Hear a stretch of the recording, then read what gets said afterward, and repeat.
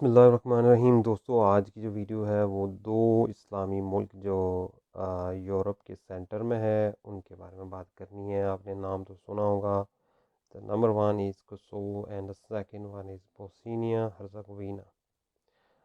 अच्छा, पहले बात करते हैं कोसोवो की। कोसोवो जो है वो है तो सेपरेट कंट्री। इसका अपना फ्लैग भी है, इसकी अपनी असम्बली भी है, इसका अपना सदर भी है, सब कुछ है। ठीक है, मुल्क भी सेपरेट है। मगर अभी तक इसका 100% जिसे बोलते हैं ना, अब वो इनको आज़ादी नहीं मिली। बहुत से दुनिया के मुल्क हैं जिन्होंने अभी तक कोसोवो को एक्सेप्ट नहीं किया एज अ कंट्री। उनमें टॉप ऑफ द लिस्ट में है रशिया, फिर है इंडिया, और फिर है सबसे बड़ा इसका जो है मुल्क, वो है जी सर्बिया। सर्बिया जो है ना, एक्चुअली इससे पहले ये कोसोवो, बोस्निया, मैसेडोनिया, क्रोएशिया, ये सारे मुल्क एक ही मुल्क का हिस्सा थे जिसका नाम था यूगोस्लाविया। फिर 1990-91 में इनकी जंग हुई, तो ये उसमें से बहुत से मुल्क सेपरेट हो गए। ठीक है, 6 से 7 मुल्क बन गए। अब जनाब, क्योंकि कोसोवो जो है ये मुसलमान है, तो आपको पता है मुसलमान बेचारों को तो कोई भी चीज़ इतनी आसानी से नहीं मिल सकती। बाकी मुल्क तो एकदम से सेपरेट हो गए, मगर ये मुस्लिम मुल्क जो दो हैं, इन दोनों का बहुत बहुत ज़्यादा इधर जुल्म हुआ, ज़्यादती भी हुई, और अभी तक भी इनको 100% जो है सारे मुल्कों ने एक्सेप्ट नहीं किया। ऑल दो अमेरिका, यूरोपीय यूनियन और कुछ इस्लामी मुल्कों ने कोसोवो को एक्सेप्ट किया हुआ है। ठीक है, ये तो कोसोवो की कहानी है। अब कोसोवो में कैसे हमारे लोग जा सकते हैं और कोसोवो में सेटलमेंट किस तरह हो सकती है? देखें जी, सेटलमेंट तो हो सकती है बिजनेस की बेस पे। अब वहाँ मसला ये है कि विजिट वीज़ा आपके पास होना चाहिए। अगर आपके पास विजिट वीज़ा हो तो आप सीधा कोसोवो पहुँचें, वहाँ एक लॉ कंपनी का वकील हायर करें और अपनी छोटी सी फर्म वहाँ पे रजिस्टर्ड कर लें, और उसके फिर ऑनर बन के, ऑनर जब बन जाएंगे तो फिर आपका सेटलमेंट हो जाएगा। ठीक है।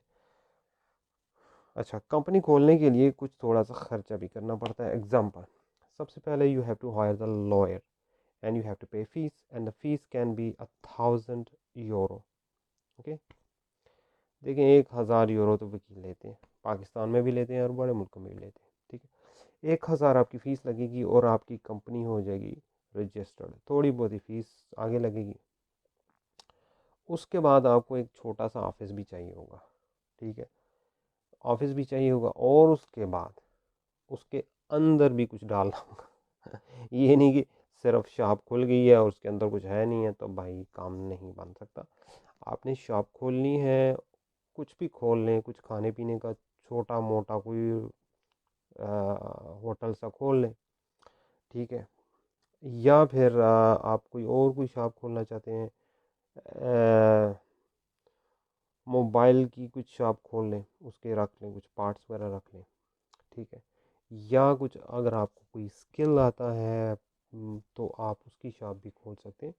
इलेक्ट्रिशियन का काम आता है या किसी और चीज़ का काम आता है, जो भी आता है आप उसकी शॉप खोल लें। ठीक है, और उसके बाद एक और भी काम करना होता है। इन सारे मुल्कों में अकाउंटेंट भी आपको चाहिए होता है, और अकाउंटेंट जो होता है उसकी $50 से $70 फीस भी होती है पर मंथ। ये प्रोसेस हम जब करेंगे तो आप वहाँ पे प्रॉपरली आप बिजनेस सेटअप कर सकते हैं, और आपको प्रॉपरली पेपर भी मिल जाएंगे।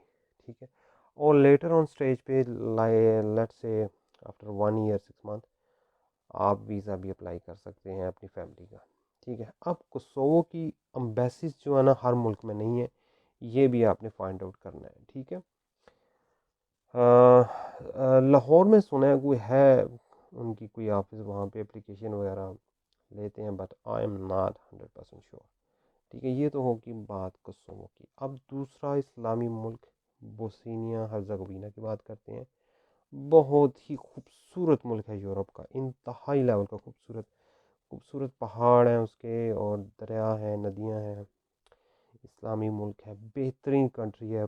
हमारे लोगों को बहुत पसंद करते हैं वो लोग, क्योंकि वहाँ पे जब 1990 के बाद फ़ौज मतलब जब हमला हुआ था उन पे, बहुत जुल्म हुआ, ज़्यादती हुआ, और उसके बाद यूएनओ की इंटरवेंशन हुई, और उसके बाद बहुत से जो थे इस्लामी मुल्क, उन्होंने अपनी आर्मी को असिस्टेंस के लिए, सिक्योरिटी के लिए वहाँ पे भेजा, और उनमें से पाकिस्तान नंबर 1 पे था। और हमारे लोगों ने, फ़ौजियों ने बहुत वहाँ पे उनकी हेल्प की, और उस वजह से वो हमारे लोगों की बहुत रिस्पेक्ट करते हैं। ठीक है भाई। बोस्निया की मैंने खुद रिसर्च की है, और एक लॉ फर्म थी उससे मैंने खुद बातचीत की है। ठीक है। और जितने एक्सपेंसेस आते हैं बिजनेस सेटअप के, वो भी उन्होंने मुझे बताए हैं। ठीक है। वही बात है, 1000 से 1500 यूरो लेते हैं। आपका लॉयर लेता है, वो आपकी कंपनी सेटअप करेगा एज अ बिजनेस ओनर, फिर वो आपके पेपर अप्लाई करेगा। कुछ 2 से 3 महीने का प्रोसेस होता है इनका। बोस्निया का थोड़ा सा लेंथी प्रोसेस है। फिर आपके पास ऑफिस भी होना चाहिए, अकाउंटेंट भी होना चाहिए। ठीक है भाई। वंस ऑल यू डन, उसके बाद फिर आप जो है वहाँ पे रह सकते हैं। क्यों रह सकते हैं भाई? कंपनी की ओनरशिप की बेस पे आप रह सकते हैं। ठीक है। किसी भी दुनिया के मुल्क में अगर आप कंपनी की ओनरशिप लेते हैं तो आप रह सकते हैं। मगर मैं आपके बात बताऊँ, जो मुल्क यूरोपीय यूनियन के अंदर हैं उधर ज़रा सिस्टम डिफरेंट है। वहाँ पे कंपनी, एग्जांपल अब आयरलैंड में मैं रहता हूँ, तो आयरलैंड में बिजनेस की बेस पे you have to invest €1 million। Okay. अगर आप पुर्तगाल में जाते हैं तो वहाँ पे और सिलसिला है, 200,000 300,000 इन्वेस्टमेंट करें। और साइप्रस में जाएं, उससे ज़्यादा इन्वेस्टमेंट है। माल्टा में जाएं, उससे ज़्यादा इन्वेस्टमेंट है। यूरोपीय यूनियन में जो इन्वेस्टमेंट का लेवल है ना, वो बहुत हाई है। इसलिए मैं दोस्तों, मैं आपसे कह रहा हूँ कि ये मुल्क, छोटे 6-7 मुल्क जो हैं यूरोप के, इन्होंने यूरोपीय यूनियन की मेंबरशिप अप्लाई की है। आज की डेट में 2-4 हज़ार यूरो लगा के इन मुल्कों में सेट हो जाएं विद फैमिली। जैसे ही यूरोपीय यूनियन में आएंगे, आपके मज़े लग गए। ठीक है, समझ आ गई ना? तो यहाँ पे भी मतलब कि आपका तमाम सेटअप हो जाएगा 2 से 3 हज़ार यूरो में।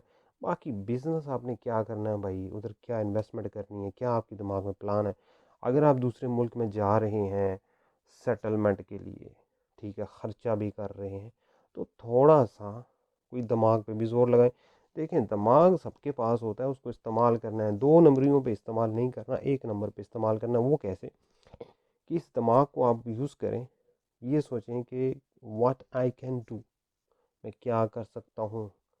अगर आपके पास स्किल है तो वेल एंड गुड, उसकी शॉप खोल लें। अगर स्किल नहीं है तो कुछ भी कर लें, बस कुछ करें सही। ठीक है। क्योंकि जब तक कुछ फिज़िकली आप उनको नहीं दिखाएंगे, भाई ये मेरा बिजनेस है, ये मेरा ठिया है, देखो भाई मैं बिल्कुल लीगल हूँ इधर, उस वक्त तक फिर आपके पेपर नहीं देंगे आपको। ठीक है। तो भाइयों, जो आपकी पेपर वर्क पे खर्चे आएंगे ना, 2,000 से 3,000 डॉलर आप रख लें रफली। ठीक है। इसमें 1500 भी लग सकते हैं और 2,000 भी लग सकते हैं। ये आपका डायरेक्ट आप उससे पूछ लेना, जो होगी फर्म होगी लॉ की कंपनी। ठीक है। गूगल पे हमारे सर्च, लॉ की जो भी होंगी फर्म, वो निकाल लें, वो आपको बता देंगे जी कंपनी इस तरह एस्टेब्लिश। मुझसे पूछना है तो भाई मैं आपको बता दूंगा। ठीक है।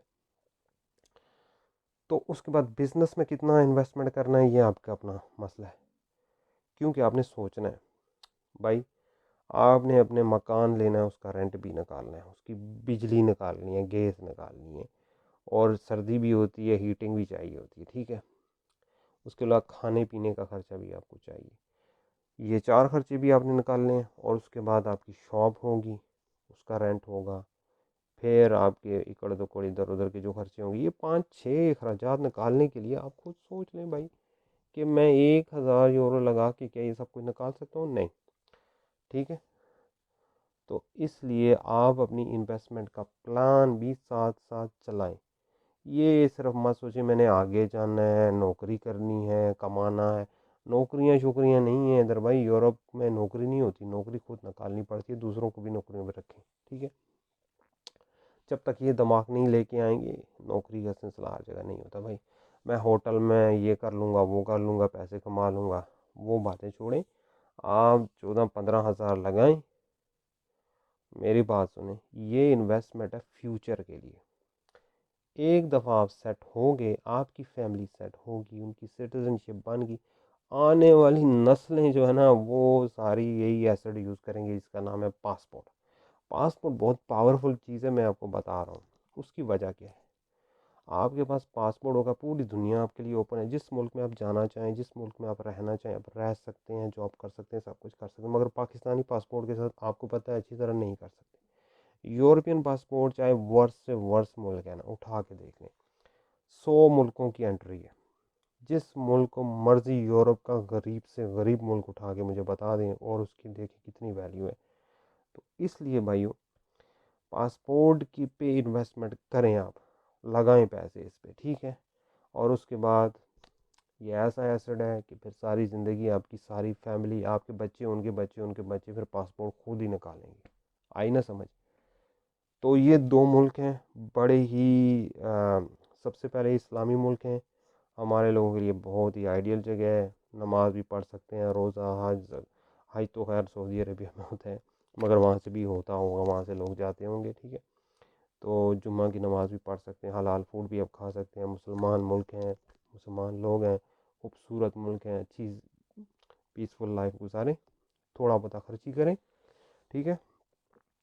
आज की डेट में ये काम हो सकते हैं। आने वाले वक्त में इधर भी हालात बहुत टाइट होंगे, और क्योंकि जैसे जैसे यूरोपीय यूनियन के नज़दीक आएंगे, यूरोपीय यूनियन के अपने लॉज इन मुल्कों पे आहिस्ता आहिस्ता अप्लाई होना शुरू हो जाएंगे। फिर आपका वही हाल होगा, फिर आप 15 लाख दें, 20 लाख दें लोगों को जी, डिस वी डन बेस वीज़े पे, डिस वीज़े पे।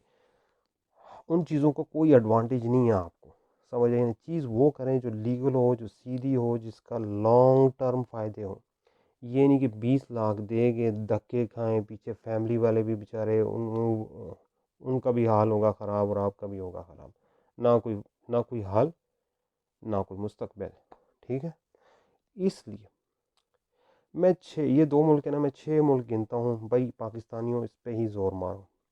अल्बानिया है, सर्बिया है, सर्बिया है, इसके अलावा कोसोवो है, इसके अलावा बोस्निया है, ठीक है। एक दो और भी मुल्क हैं, ठीक है। टोटल कुछ 6 कंट्री है, जो कि यूरोपीय यूनियन में अभी नहीं है, लेकिन बहुत जल्दी आएंगे।